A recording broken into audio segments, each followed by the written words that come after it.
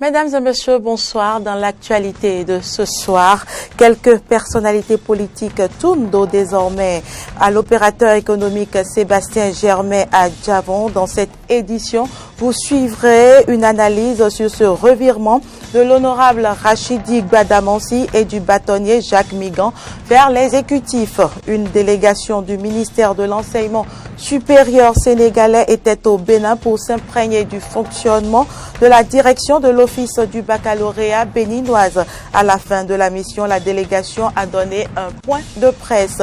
Et puis, 100 jours à la Maison-Blanche, Donald Trump a connu un apprentissage pénible du pouvoir. L'homme d'affaires devenu président a reconnu qu'il occupe un poste extrêmement difficile.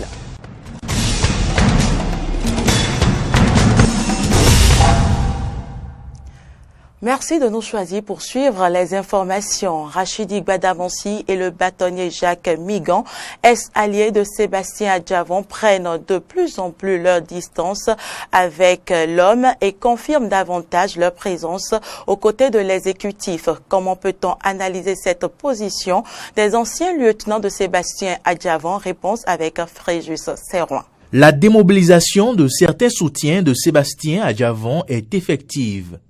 À travers leurs sorties médiatiques respectivement du 18 et 23 avril 2017, le bâtonnier Jacques Migan et l'honorable Rachidi Gbadamansi, tous soutiens de Sébastien Djavon lors de la présidentielle de 2016, ont rejeté la nouvelle posture politique du président du patronat béninois et confirmé leur présence aux côtés de l'exécutif. L'un, plus qu'un soutien, était il y a encore quelques mois son avocat. Comment peut-on comprendre alors ce détachement ? Marcel Zoumenou, journaliste politique, semble avoir une idée. Au moment où les résultats du premier tour ont été donnés, vous avez vu le député Rachidi Gbadamansi venir faire allégeance à Patrice Talon dans sa résidence privée en compagnie de l'actuel maire de Parakou, Charles Toko. Et donc, on pouvait déjà comprendre que dès le début, il a déjà fait cause pour le candidat Patrice Talon. Et première lecture que je peux avoir, c'est qu'il a fait l'option de ne pas rester dans l'opposition. Sénat, le bâtonnier Jacques Migan, je suppose qu'en temps, il a été approché par les gens du pouvoir et qu'il a choisi de soutenir le régime de Patrice Talon. Pour le politologue Nathaniel Kitty, il s'agit d'un cycle normal des coalitions politiques après les élections. Décomposition, transformation et recomposition. Donc actuellement, nous sommes à la phase de recomposition. Des hommes politiques avertis, ayant une carrière politique à faire, étant calculateurs, la position de ces deux personnalités dont vous parlez s'inscrit dans le cadre d'un repositionnement calculateur pour les échéances électorales qui viennent, mais aussi pour des avantages politiques immédiats et certains. Les mobiles de cette décomposition observée pourraient aussi bien être ailleurs. C'est de l'opportunisme politique parce que des hommes politiques béninois ont toujours l'impression qu'il vaut mieux être avec celui qui est au pouvoir que d'être avec un Sébastien à Djavon qui ne peut plus lui apporter grand-chose. Non, ça dépend des engagements qui ont été pris au moment de la formation de cette coalition. Alors que Marcel Zoumenou voit en cette démobilisation un projet contre Sébastien à Djavon, Nathaniel Kitty invite à la prudence. Je mets ça dans le compte des jeux politiques qui sont faits pour affaiblir Sébastien à Djavon, actuellement qui a une poursuite d'opposants par rapport au régime actuel. Il y a ce côté folklorique qu'on projette aux spectateurs, mais il n'est pas exclu que dans l'antichambre, les partis en conflit continuent de dialoguer. Étant donné qu'il n'est pas exclu que, en cours de chemin, les hommes politiques qui à un moment donné ont connu des divergences se retrouvent ensemble si entre-temps leurs causes sont des causes partagées de part et d'autre. L'exemple n'est pas rare au Bénin. Alors qu'il a été emprisonné en 1976 par le général Mathieu Kérékou, Maître Adrien Roumbedi s'allie au Caméléon en 1996.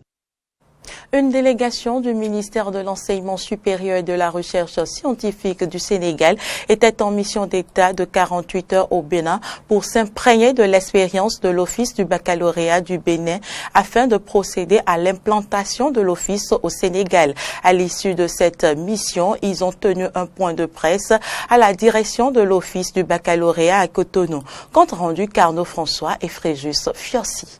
À l'issue d'une visite d'État qui a duré 48 heures, la délégation sénégalaise du ministère de l'Enseignement supérieur et de la Recherche, conduite par le secrétaire général du dit ministère et le directeur de l'Office du baccalauréat du Sénégal, était au Bénin pour s'enquérir des méthodes et procédures de fonctionnement de l'Office du baccalauréat béninois et de voir dans quelle mesure faire pareil dans leur pays. Nous sommes, comme je l'ai rappelé tantôt, en mission officielle d'échange et de capitalisation auprès de nos frères et amis du Bénin dans le cadre de l'organisation du baccalauréat.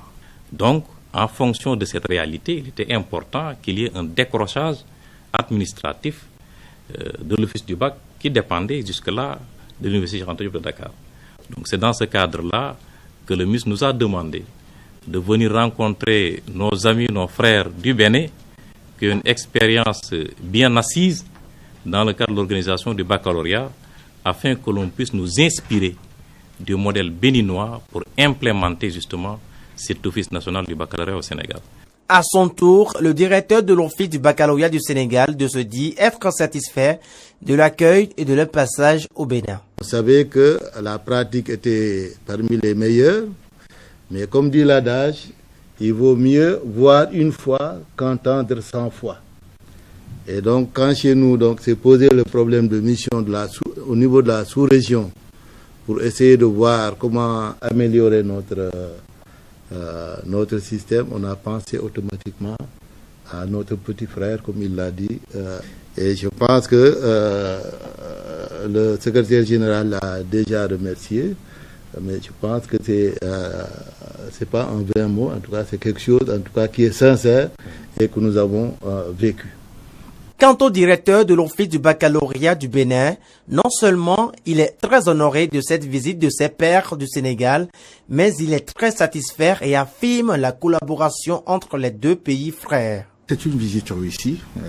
C'est nous qui recevons, mais nous pouvons dire que c'est une visite réussie parce que c'est un rendez-vous du donner et du recevoir. Je crois que nous devons faire la même chose avec tous nos collègues en charge de l'organisation du baccalauréat. Parce que nous tendons, comme ils l'ont dit, vers un baccalauréat unique dans l'espace humour. Et pour cela, il faut des préalables, il faut des arrangements, il faut des ententes. Il faut capitaliser les efforts et faire les choses de manière unitaire pour que, effectivement, le bac puisse être utile à tous les pays, pour que le Béninois qui va au Sénégal, s'il veut travailler au Sénégal avec son bac, avec le bac, on ne va pas douter de la réalité de ce bac-là. Le Sénégalais qui vient ici sera à l'aise. Je crois que ça va dans le sens de l'unité africaine. Le bac étant le premier diplôme universitaire, il est donc important de l'organiser avec beaucoup de rigueur, assurant ainsi sa crédibilité.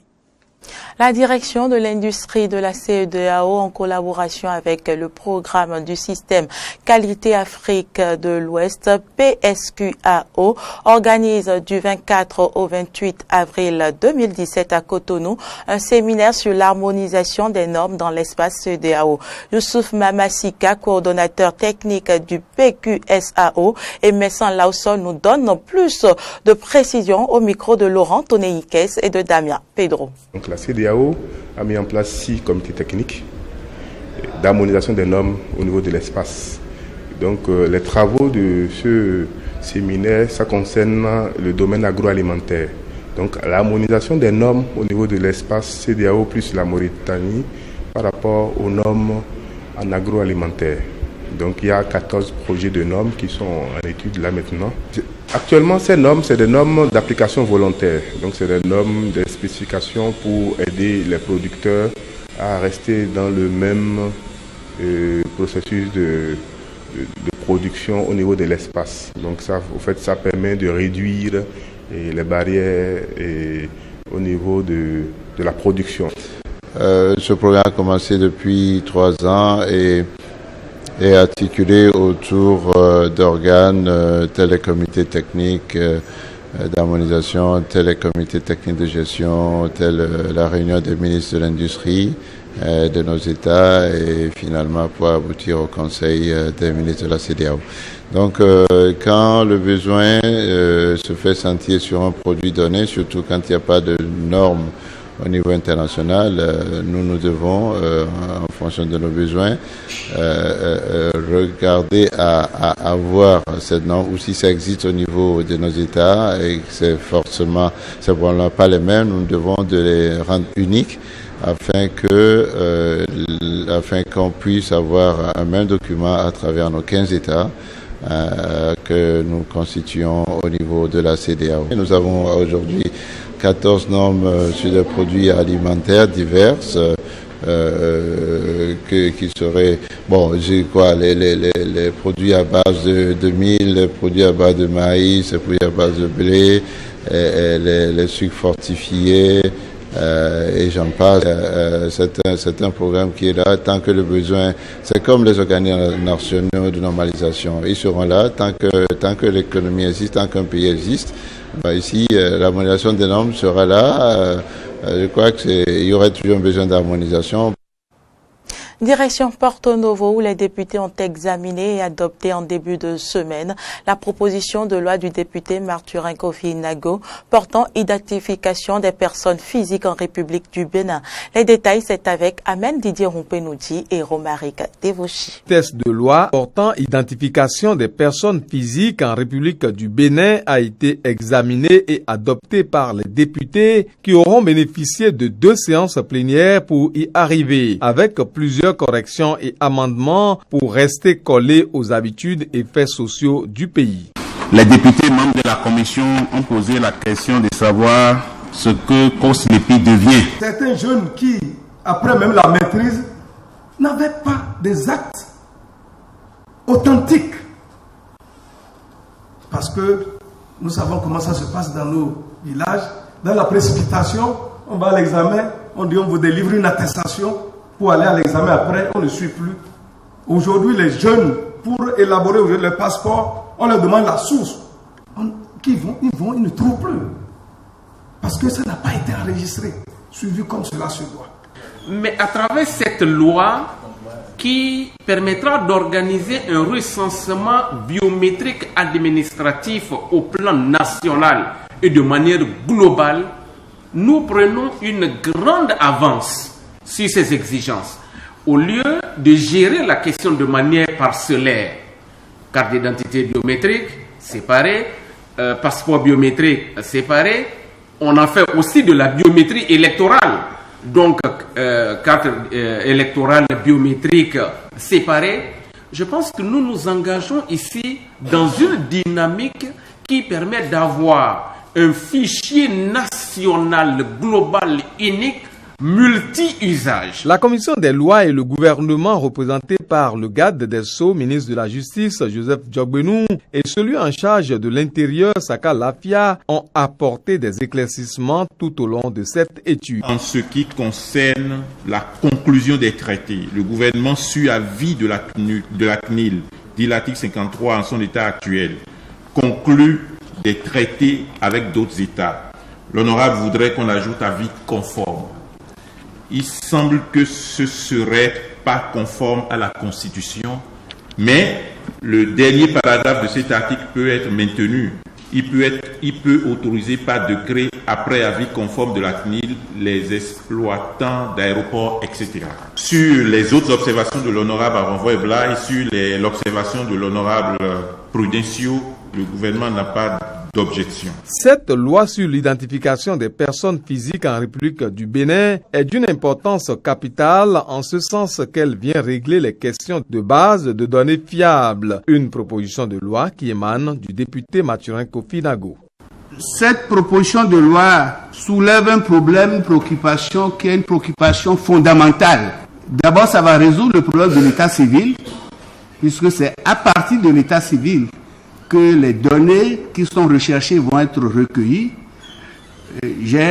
On a noté dans le document qu'il y avait plusieurs types de données qui seront prises en compte. Les données nominatives, personnelles, biométriques, sociales, géographiques, donc un ensemble de données qui permettra véritablement d'identifier chacun des citoyens béninois. La loi portant identification des personnes physiques en République du Bénin a été par finir adoptée à l'unanimité des parlementaires béninois.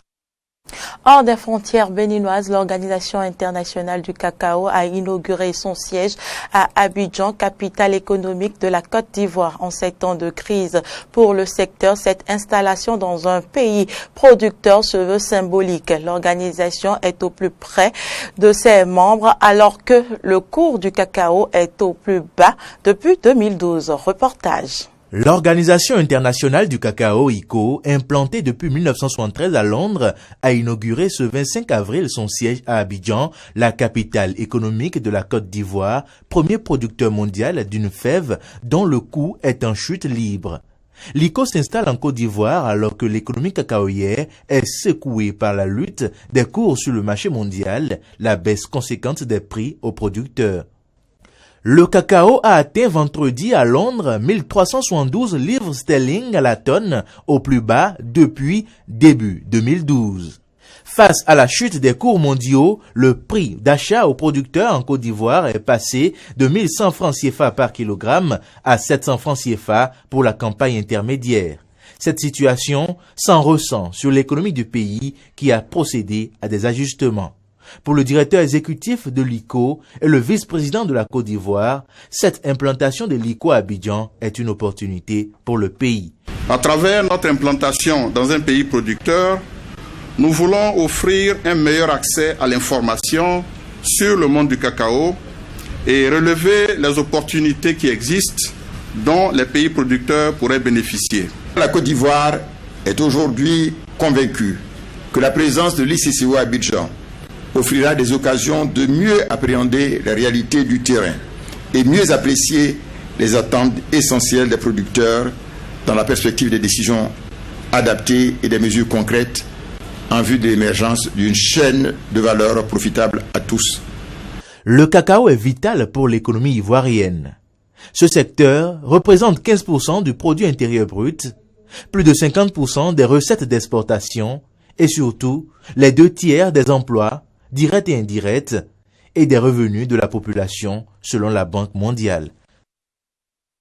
En bref, sachez que des manifestations pour obtenir de meilleurs services publics et conditions de vie ont tourné aux émeutes à Lichtenburg, une ville de la province nord-ouest de l'Afrique du Sud.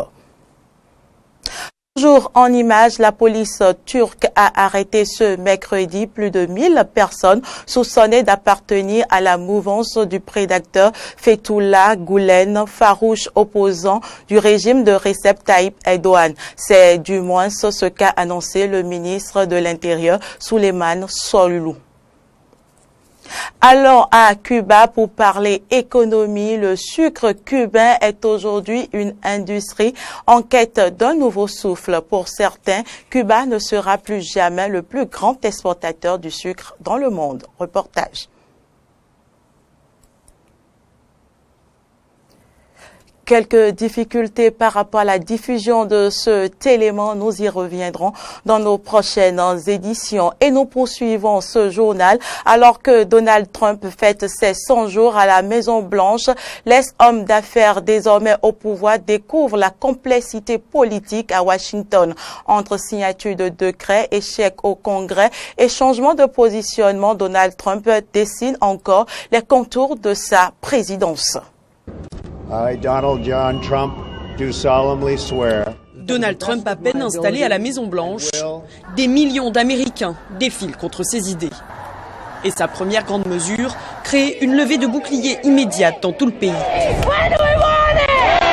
Le président interdit l'entrée aux États-Unis aux ressortissants de 7 pays majoritairement musulmans. Ce n'est pas parce que le président le fait que c'est une loi, que c'est bien ou légal. Le décret migratoire, même révisé, se retrouve suspendu par des tribunaux. Un premier revers pour le président. Même échec pour sa réforme du système de santé censée abroger Obamacare, une promesse phare de sa campagne. Malgré une majorité au Congrès, les républicains sont divisés et le projet recalé. Je pense que la débâcle de la réforme du système de santé l'a blessé politiquement au Capitole. Ce sera encore plus dur pour lui de faire une réforme de l'impôt. Donc cela pose la question, s'il ne peut pas faire passer ça, qu'est-ce qu'il peut faire passer? Depuis son premier jour au pouvoir, le milliardaire a tout de même signé 30 décrets. Entre autres, retrait du traité commercial transatlantique, assouplissement des règles de protection de l'environnement ou encore mesures contre les centres pratiquant l'avortement. Donald Trump imprime sa marque en nommant à vie le juge Neil Gorsuch à la Cour suprême. La vénérable institution bascule durablement côté conservateur. Sur la scène internationale, Trump se montre imprévisible, revenant sur la plupart de ses promesses de campagne. Je pense que Trump se montre particulièrement opaque, confus et chaotique sur certaines de ses positions et de ses actions en politique étrangère. Lui qui critiquait la politique économique de la Chine, vante aujourd'hui son alchimie avec le président Xi Jinping. Après l'attaque à l'arme chimique contre un hôpital attribué au régime syrien, le président franchit la ligne jamais dépassée par Barack Obama. Lancer une frappe aérienne directement contre le régime de Bachar al-Assad. Chef des armées, il adopte un ton offensif face à la Corée du Nord. Quant à l'OTAN vertement critiquée au départ, j'ai dit qu'elle était obsolète. Elle n'est plus obsolète. À la frontière mexicaine, les travaux pour le mur n'ont pas encore commencé. Le projet coûteux est inscrit au budget de Donald Trump, mais le Congrès pourrait ne pas le valider et paralyser l'action du gouvernement. C'est tout pour cette édition. Merci de l'avoir suivi. Nos informations sont en continu sur les réseaux sociaux Facebook et Twitter et sur notre site internet benin-eden.tv. Bonsoir chez vous.